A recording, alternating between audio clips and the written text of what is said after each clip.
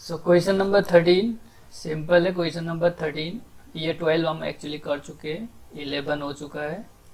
Question number 13 देखो, इसमें क्या है, कह रहा है सिस्टम ऑफ इक्वेशन गिवन है और उसका जो सॉल्यूशन होगा, ठीक है, जो भी सॉल्यूशन स्पेस होगा, सब स्पेस होगा आर क्यूब का, ठीक है। तो इसका बेसिस फाइंड आउट करना है।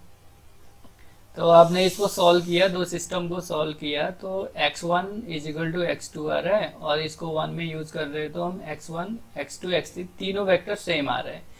तो अब ये x1 x2 x3 की कोई एक्चुअली इसका वैल्यू अगर k आप ले रहे हो आर्बिट्रेरी k के लिए, k कहाँ का होगा, स्केलर r का ही होगा।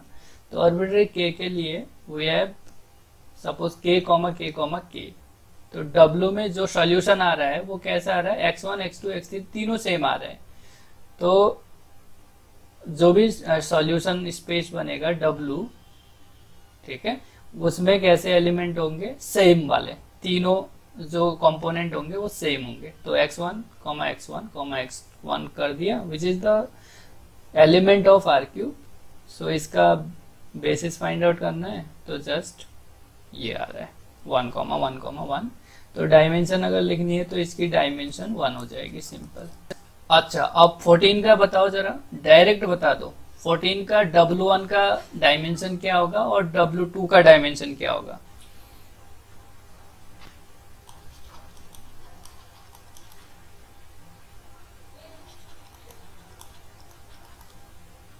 तो देखो, इसको एकदम शॉर्टकट करो, जैसे A1 A3 A4, तो A2 और A5 में कोई भी चॉइसेस नहीं है, उसको हम कुछ किसी पे डिपेंड नहीं करा सकते, ये इंडिपेंडेंट है, फ्री चॉइस है इसके पास, ठीक है। बट A1 A3 A4, तो A4 को आप लिख सकते हो A1 माइनस A2, या चलो मैं ऐसे लिख रहा हूँ, A1 को लिख रहा हूँ, A1 को मैं लिख सकता हूँ A3 प्लस A4, A1 को A3 प्लस A4 लिख सकता हूँ।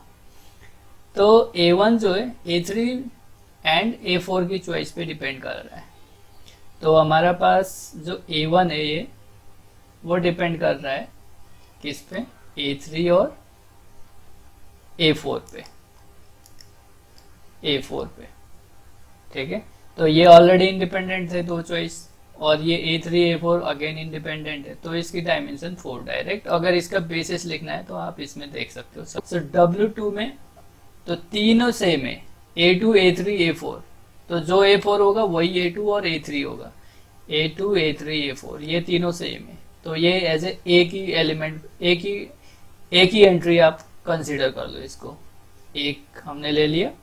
और A1 और A5, तो ये A1 और A5 है, वो एक दूसरे पे डिपेंड कर रहा है, A5 is equal to minus A1 है। तो जो भी अब अगर हमारे पास A1 होगी तो हम A5 निकाल सकते हैं इजीली, माइनस से मल्टीप्लाई करके। तो यहाँ पे भी A1 डिपेंडिंग या A5 is depending on A1, तो यहाँ से 1 है, यहाँ से भी 1 है, तो डायमेंशन इज 2। जो भी हमारे नॉन ट्रिवियल एंट्री है वो 2 है इसमें, और इसमें नॉन ट्रिवियल एंट्री हमारी 4 है। क्वेश्चन नंबर 15, जिसका ट्रेस 0 है, collection of square metric of order n whose trace is 0, ठीक। तो इसका डायमेंशन क्या होगा, ऑफकोर्स V जो है mn स्पेस है ओवर f। क्वेश्चन नंबर 15 का है, यहाँ पे देख लो, ये आपका जो ट्रिवियल एंट्री आ रही है ओनली ये आ रही है ANN, ठीक है। ट्रेस की डेफिनेशन पता है हमें, तो ANN आ रही है, वो डिपेंड कर रहा है A11 A22 and so on AN-1 N-1 पे। तो except this all are non trivial entry.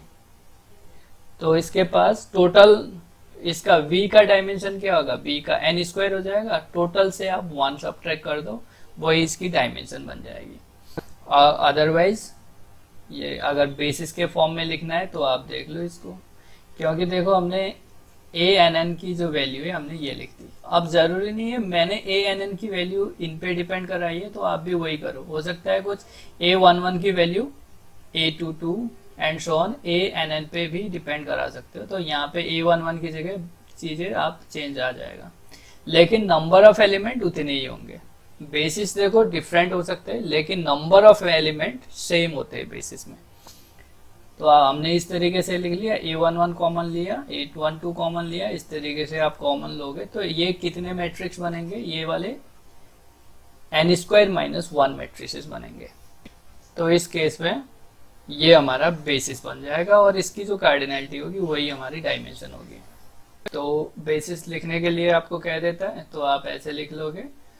तो आप देख सकते हो इसमें कैसे है, जब AI बेसिस में कैसे एलिमेंट है, BIJ टाइप के मैट्रिक्स जो हमने यहाँ लिखा है, बस उसी को एक जनरल फॉर्म में आप लिख लोगे। अगर I is not equal to J हो रहा है तो AIJ 1 है in ith row and jth column पे, एंड बाकी जो है वो 0 है। लेकिन I इक्वल टू J के लिए AIJ 1 है, ठीक है, जब सेम हो, एंड ANN जब सेम हो तो यहाँ पे ANN भी है। एक हमारी जो ANN जो nth row and nth column में, वो भी वहाँ पे एक वो भी प्लेस आता है, वहाँ पे भी एक नंबर आता है, उसको -1 आता है, जैसे ये वाला ना, ये ठीक है। जो अब डायगोनल की बात होगी, AI इक्वल टू J के लिए अगर हमारे पास एंट्री हमें लिखना है तो एक तो 1 होगी, एक -1 होगी, बाकी 0 होंगे। और एक्सेप्ट डायगोनल में अगर सारे 0 करके बाकी और लिखना है, जैसे ये वाली एंट्री लिखनी है, ये 1 बाकी सब 0। इस तरीके से हमने इसको देखते हुए यहाँ पे हमें ये B बनाया है। तो इन जनरल फॉर्म में हम इस तरीके से बना सकते हैं। So it's dimension will be total number of element minus trivial entry. तो ट्रिवियल एंट्री तो एक ही है, so dimension is n² - 1। Question number 16 देखो आप, set of upper triangular matrix, ठीक है। Set of upper triangular matrix जो होता है वो सब स्पेस होता है Mn स्पेस का, ठीक। And what is the basis of W and what is the dimension of W। Basis निकाल लिया तो डायमेंशन इजीली निकाल लोगे। तो अपर ट्रायंगुलर मैट्रिक्स की डेफिनेशन आपको आनी चाहिए, तभी आप निकाल सकते हो, ठीक है। तो अपर ट्रायंगुलर मैट्रिक्स अगर इसने बोल दिया है A1n, इस तरीके से लिख लोगे। अपर ट्रायंगुलर का है तो ऑफकोर्स नीचे वाला 0, बाकी इधर कुछ भी हो, लेकिन नीचे प्रिंसिपल डायगोनल से नीचे जितने भी एंट्री होंगी वो 0 होनी चाहिए। देखो इसको स्पैन कराना है, ये किन वेक्टर से स्पैन होगा, तो आपने क्या किया, A11 लिया, ये बाकी ये 1 कर दिया, बाकी 0 कर दिया, ठीक है, इस तरीके से, and plus A12 and so on ANN आपने कर दिया। तो आप देख लो इसमें कितने ऐसे ये जो है मैट्रिसेस बन रहे हैं। तो आपने क्या किया, ये जो 0 एंट्री है वो तो फिक्स है, देखो, और नाम रखा है इसका अपर ट्रायंगुलर मैट्रिक्स, लेकिन अपर ट्रायंगुलर मैट्रिक्स में नीचे का जो है 0 ट्रायंगल बनता है, ठीक है। 0 की जो एंट्री होती है वो ट्रायंगुलर शेप देता है। ऑफकोर्स ऊपर जो होता है वो भी ट्रायंगुलर ही होता है, लेकिन 0 फिक्स है कि ये ट्रायंगुलर ही होगा, क्योंकि देखो मैंने ये कहा 0, 0 सॉरी 0 0 0 0 0 0 0 0 0।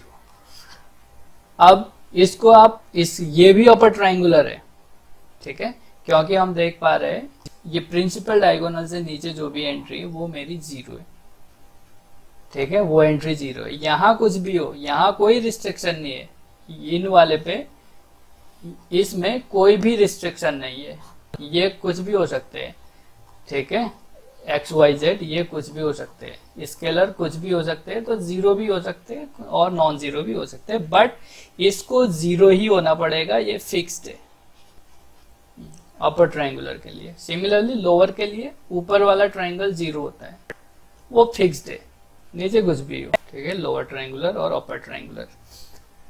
तो अब आप देख लो इसमें कितने एंट्री होती है, एक्चुअली हमारे अब आ गई, ये तो सारे ट्रिवियल है, ट्रिवियल एंट्री हो गई, और बाकी जो ऊपर वाले जितने भी है वो नॉन ट्रिवियल एंट्री होगी। तो इसमें 1 है, इससे जस्ट जो सुपर डायगोनल है, सबसे टॉप वाला डायगोनल है, उसमें 1 एंट्री, उसके बाद 2 entry and so on, diagonal में n एंट्री, उनको आपने ऐड कर दिया तो वो सम ऑफ n आ गया, sum of the natural number up to n।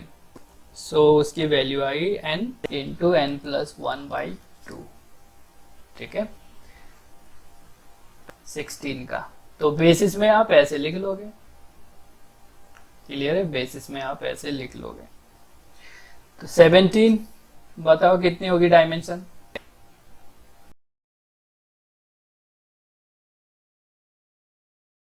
Skew matrix है, collection of skew symmetric matrix में पहले तो इसकी डेफिनेशन आनी चाहिए।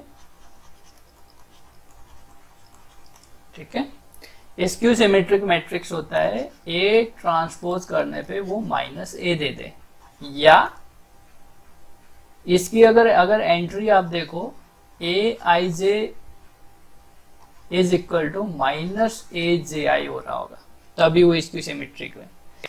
ए is skew symmetric matrix if A I J is equal to minus A J I entry.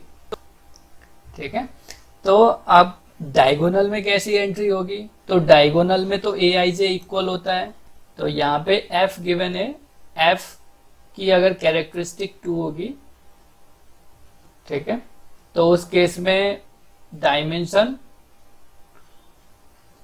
Change हो जाएगी। लेकिन अगर 2 नहीं है कैरेक्टरिस्टिक, लेकिन अगर कैरेक्टरिस्टिक इसकी 2 नहीं है, तो उस केस में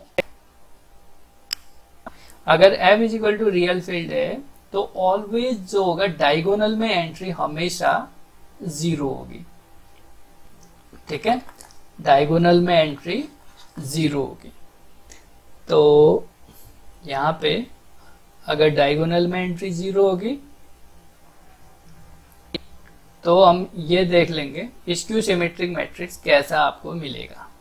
ठीक है, स्क्यू सिमेट्रिक मैट्रिक्स अगर आप बनाते हो तो डायगोनल में 0, ठीक है, और ये A12 है तो ये क्या होगा माइनस A12, इसका नेगेटिव एंड सो ऑन। अगर ये A1n है तो ये वाला क्या होगा माइनस A1n।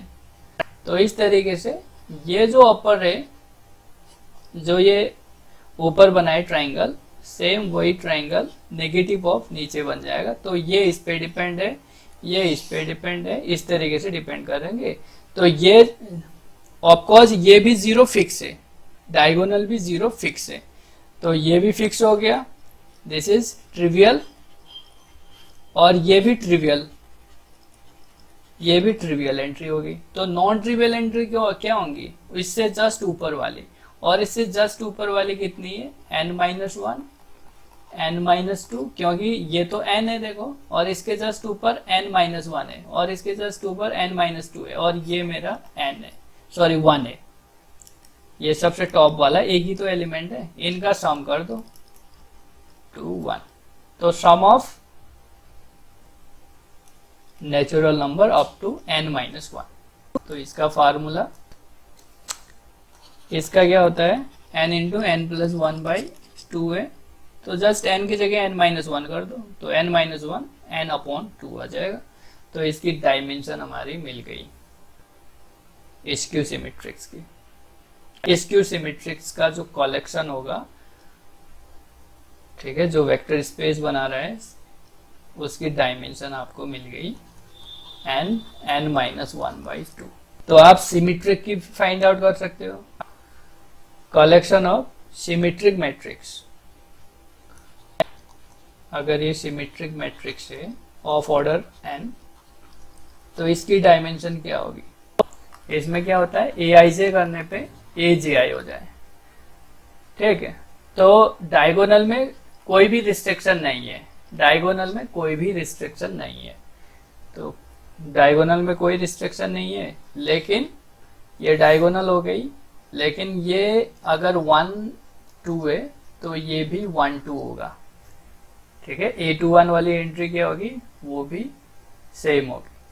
सिमिलर अगर ये 1n है तो ये भी यही होगी, AN1 वाली एंट्री A1N होगी। तो इस तरीके से, और ये जो है, जो डायगोनल की एंट्री है वो भी फ्री है। तो जो भी हमारे अब नॉन ट्रिवियल एंट्री जो आई, ये डायगोनल से नीचे वाली, सॉरी ये एक्चुअली नॉन ट्रिवियल नहीं, ट्रिवियल है, क्योंकि ये इस पे डिपेंड कर रहा है अपर वाले पे। सो दिस इज ट्रिवियल, ये ट्रिवियल एंट्री हो गई, ठीक है। बाकी नॉन ट्रिवियल है, तो या तो n² माइनस ट्रिवियल कर दो, ट्रिवियल कितनी है n-1, तो ये अगर आप देखोगे तो ये सीधे सम ऑफ n ही आएगी। So this is nothing but the dimension of W, which is the collection of the all symmetric matrix। ठीक है, तो ये क्वेश्चन आप करेंगे, देखो जरा क्या क्या है। ये 18, 20 तो जस्ट भाई कुछ नहीं है, वो रिप्लेसमेंट थियरम ही है, ये सेम वैसा ही है, आप कर लेंगे इसको। 21 कर रखा है, देन